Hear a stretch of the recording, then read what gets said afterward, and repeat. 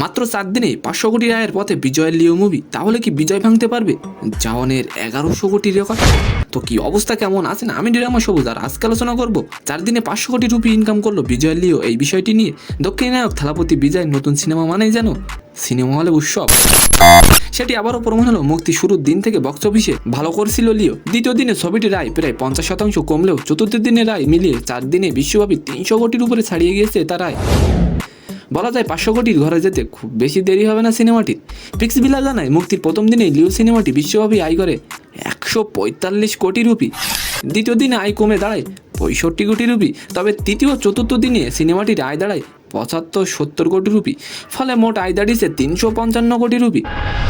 শুধুমাত্র ভারতেই ছবিটি আয় করেছে 216 কোটি রুপি, যা বর্তমানে ভারতে বিজয়ের ক্যারিয়ারের অন্যতম সর্বাধিক আয়কৃত সিনেমা। তবে মজার একটি বিষয় হলো, এর আগে মুক্তির দিনে ছবির চিত্রনাট্য দুর্বল বলে জানিয়েছেন দর্শক সমাজলোকদের অনেকেই, কিন্তু সবাইকে উপেক্ষা করে বক্স অফিসে দুর্বার গতিতে এগিয়ে চলছে লিও।